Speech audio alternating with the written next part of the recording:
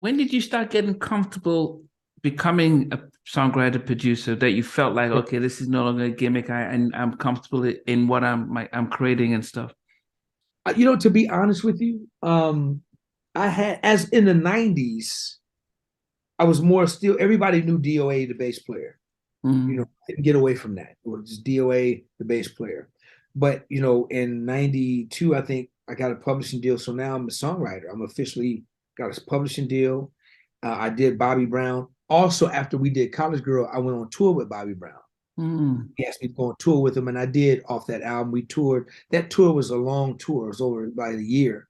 So halfway through, before they went to Europe, I asked Bobby, because I was getting offers to produce some songs to produce.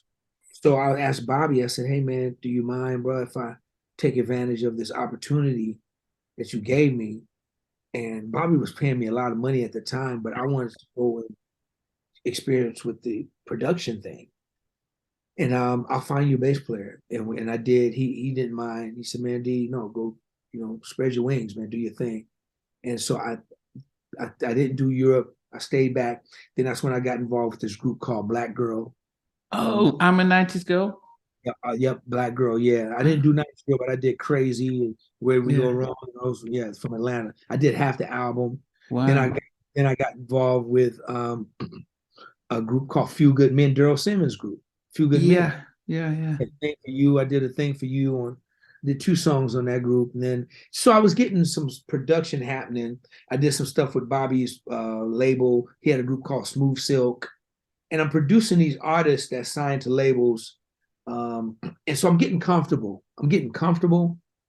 Um, but I think it wasn't until, and then I ended up getting some big gospel records. Right, I started Mm. working with Desmond Pringle.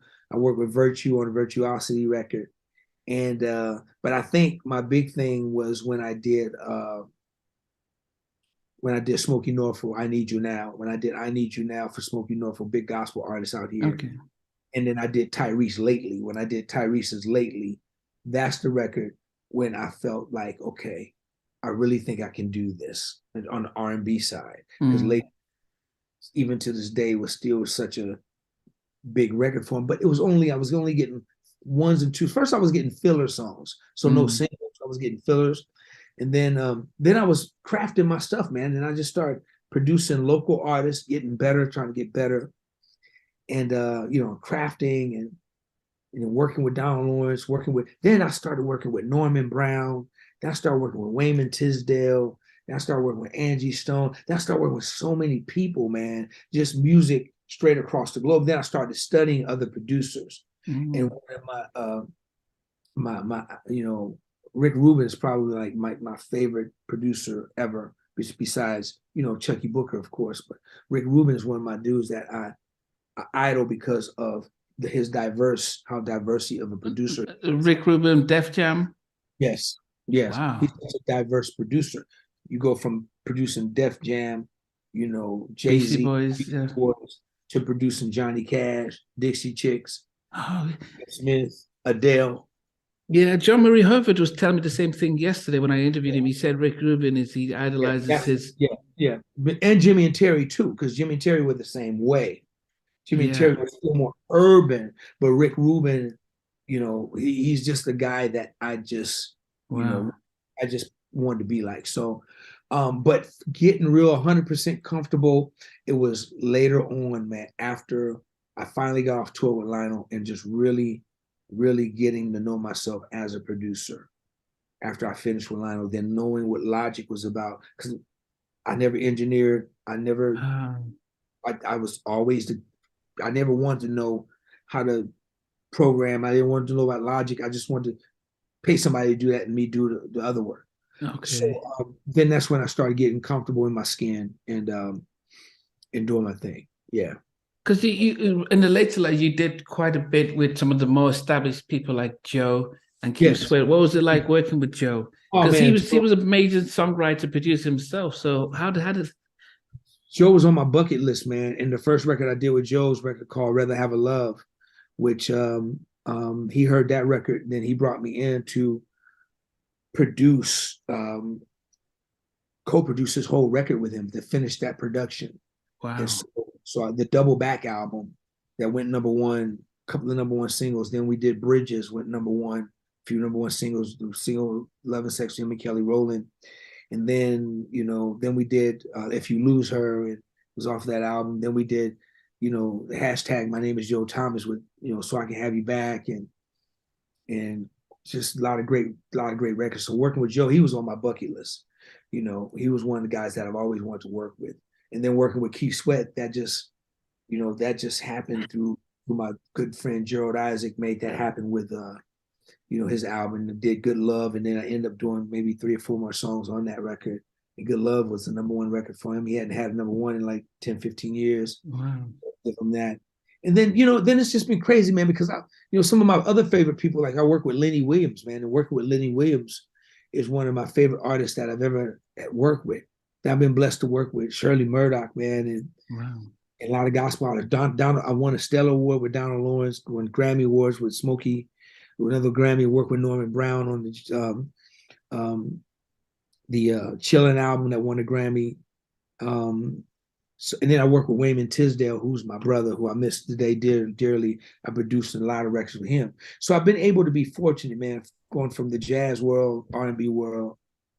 Then I work with Slim from 112. Then I work with some rappers, Gorillaz. I produced the Booyah Tribe. I work with DJ Quick. So there's like so many people that I've been. And then Dr. Cornel West. You familiar with Dr. Cornel West? He's the scholar here. You've probably seen him, man. He's a black advocate, just the advocate for black people in black colleges in the community. He's a scholar, book writer, very popular gentleman. You probably seen him, man. He wears a suit all the time, got a real crazy afro and the glasses. And yeah. Okay, yeah. Why you saying? Yeah.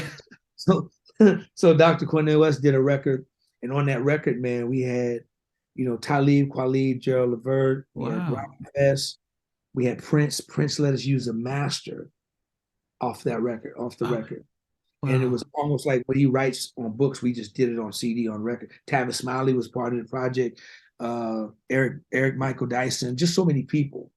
So the list, man, goes a long way. Work with Brian Culberson, work with George Duke on work with George Clinton. So the list goes deep. Even deep, KEM, you said, mention KEM. Yeah, working with KEM right now as we speak.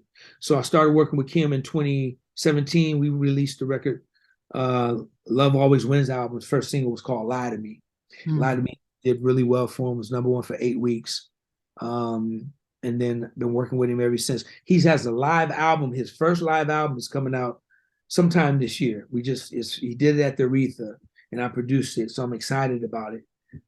He got a record out right now called Right on Time with him and Rick Ross that I did. And so yeah, I mean, just working with whoever I can, and then working with a lot of unsigned artists as well that I get, working with this kid. I mean, the saxophonist named Sean Rayford.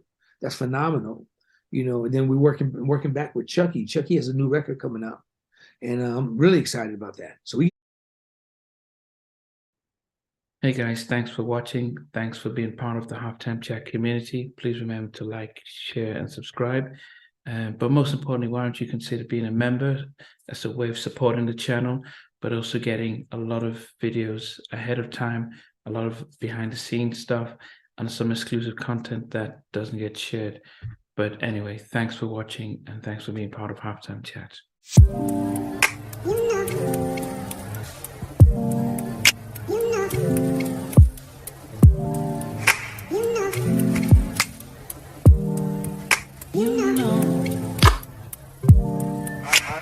I begin to